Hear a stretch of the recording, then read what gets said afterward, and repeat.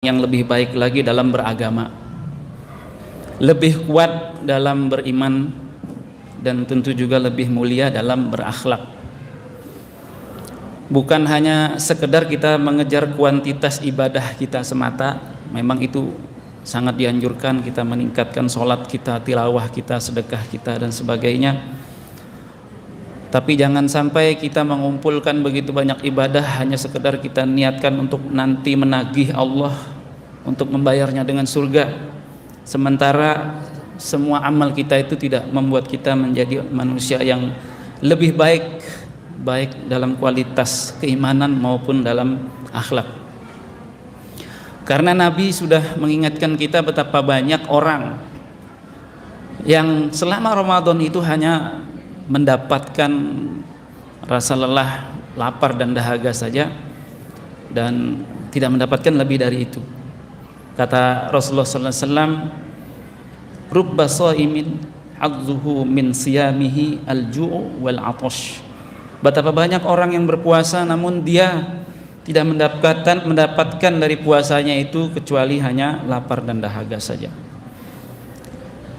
Hadirin sekalian, dari sekian banyak penjelasan ulama kita tentang orang-orang yang mendapatkan hanya rasa lapar dan dahaga ini, diantaranya itu disebabkan karena orang itu dalam berpuasa, dalam memperbanyak ibadah itu, tapi dia tetap saja melakukan maksiat, tetap saja dalam pergaulannya sehari-hari itu tidak memperbaiki dalam sisi manajemen berbicara pada orang lain.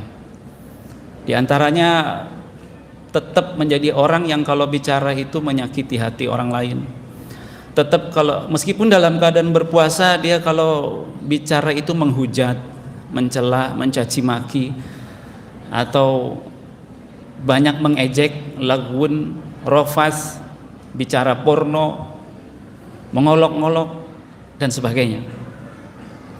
Mari sejenak kita mengenang kehidupan kita di masa yang akan datang, yaitu di surganya Allah SWT, di mana dalam Al-Quran dikatakan bahwa orang-orang di surga itu tahiyyatuhum fiha salam. Ucapan yang ada di dalam surga itu adalah salam. Jadi Allah mengucapkan salam kepada penghuni surga, malaikat juga mengucapkan salam, salamun alaikum tibtum fadkhuluha khalidin. Kemudian juga sesama penduduk surga itu juga mengucapkan salam. Tidak ada olok-olok, tidak ada bully, tidak ada ejek mengejek, tidak ada rendah merendahkan, tidak ada ucapan yang jorok dan sebagainya di dalam surga. Jadi kira-kira dalam Ramadan ini capaian yang ingin kita capai dari sisi takwa, predikat takwa itu yang diperintahkan oleh Allah, mudah-mudahan dari sekian banyak dimensi itu dari sisi ini dulu kita perbaiki, yaitu ucapan kita. Ucapan kita ini hendaklah ucapan salam, baik secara lafaznya kita salam, assalamualaikum, maupun secara hakikatnya. Makna salam ini ada dua macam. Yang pertama, salam itu asma Allah itu adalah as-salam. Ya, dari sekian 99 nama Allah itu adalah as-salam, yaitu zat yang memberi kesejahteraan, keselamatan, rahmat, kasih sayang, kedamaian. Ya, jadi kalau kita mengucapkan salamun alaikum atau ditambah alif lam misalnya assalamu alaikum, maka kita mengatakan kepada saudara kita, semoga assalam itu bersama kalian, yaitu Allah Subhanahu wa taala membersamai kalian dalam sifatnya yang namanya assalam itu. Yang kedua, assalam itu maknanya adalah keselamatan, ya, kedamaian, kesejahteraan. Hendaklah secara hakikat kata-kata yang keluar dari mulut kita ini kata-kata yang efeknya itu adalah keselamatan, kedamaian, persatuan, ya. Kemudian sesuatu yang membahagiakan, keselamatan, keamanan dan sebagainya, bukan sebaliknya. Kata-kata yang mengolok-olok, yang berpotensi memecah belah, yang berpotensi membuat orang sakit hati dan sebagainya. Sehingga puasa kita ini lebih bermakna. Jadi jangan sampai kita ngaji berjus-jus, sholat sampai tidak tidur semalaman, tapi tidak merubah dari sisi akhlak kita. Nah, dalam hal ini adalah ucapan-ucapan kita. Betapa banyak di dalam Al-Quran itu Allah mengingatkan untuk tidak menjadi orang yang suka mengolok-olok dan mencela dan menghujat itu. Misalnya dalam surah yang kita hafal ya, wailul likulli humazatil lumazah.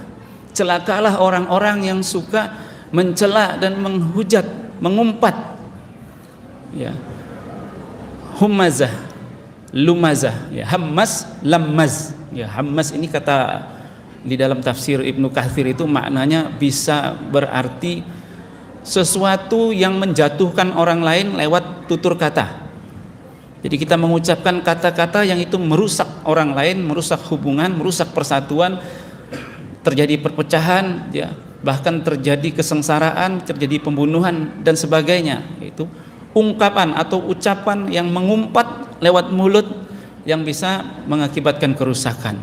Sedangkan lumazah di sini dikatakan sesuatu yang perbuatan atau ucapan yang di belakang gitu ya. Kita membicarakan orang itu tanpa diketahui orangnya, tapi merusak citra orang itu, menjatuhkan dia. Maka dari itu hadirin sekalian, kita harus berhati-hati ya, di sela-sela ibadah kita itu ada yang harus kita cermati ya. Kita harus memaknai secara hakiki puasa ini. Intinya adalah semua ibadah itu memang kita lakukan dalam rangka kita ingin mencari perhatian kepada Allah dari semua zikir-zikir dan gerakan ibadah kita ini agar Allah memberikan rahmat kepada kita. Tapi jangan sampai semua itu menjadi sia-sia karena kita tidak melakukan perubahan besar dalam akhlak kita, dalam tutur kata kita berbicara kepada sesama kita, dan jangan sampai itu juga menyebabkan kerusakan dan kehancuran dalam kehidupan kita bermasyarakat. Terakhir, mengutip sebuah kisah dari seorang penguasa Muslim, Amirul Mukminin ya, Khalifah Harun ar-Rasyid.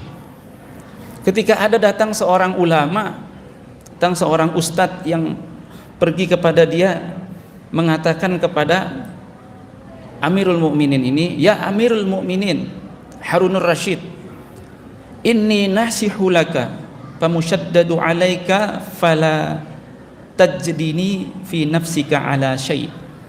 Wahai Amirul Mukminin, aku akan memberikan nasihat kepadamu. Nasihat ini akan sangat tajam dan keras. Tolong kamu jangan tersinggung, jangan diambil hati. Harun ar-Rasyid ini seorang pemimpin yang juga seorang alim. Lalu dia mengatakan kepada ustadz itu, uskut ya ustaz. Diam wahai ustaz. Dalam riwayat lain dikatakan uskut ya jahil. Diam kamu orang bodoh. Padahal orang tadi mengaku ulama yang ingin memberi nasihat kepada penguasanya. Wahai Amirul Mukminin, aku akan beri nasihat yang nasihat ini akan membuat kamu agak-agak tersinggung, tapi jangan tersinggung. Ini nasihat yang keras. Kata Harun Rasyid, diam wahai orang bodoh. Lalu dia menyambung, innallaha ta'ala qad arsala man huwa khairum minka ila man huwa syarrum minni. Sesungguhnya Allah Ta'ala itu pernah mengutus orang yang lebih baik dari kamu kesalehannya ya, untuk menasehati orang yang lebih buruk dari aku. Ya, kata Harun Rasyid. Siapa itu? Orang yang lebih baik dari kamu itu adalah Nabi Musa dan Nabi Harun. Orang yang lebih buruk daripada aku adalah Fir'aun. Dalam hal itu saja, wa ma'azalika qala ta'ala, Allah saja memberikan nasihat kepada Musa dan Harun ketika memberi nasihat kepada penguasa itu, faqula lahu qawlan layyina la'allahu yatadzakkaru aw yakhsha. Kata Allah, wahai Musa dan Harun, kamu berilah nasihat pada Fir'aun itu dengan kata-kata yang lemah lembut. Mudah-mudahan dia termasuk orang yang ingat dan orang-orang yang takut. Maka tidak sepantasnya kamu memberikan nasihat kepadaku seperti itu. Mudah-mudahan Allah Ta'ala melembutkan hati kita dan Allah berikan kita rahmat dan bimbingannya sehingga Ramadan kita kali ini di samping kita meningkat kuantitas ibadah dan amal-amal kita, juga meningkat kualitas keimanan dan akhlak kita. Wassalamualaikum warahmatullahi wabarakatuh.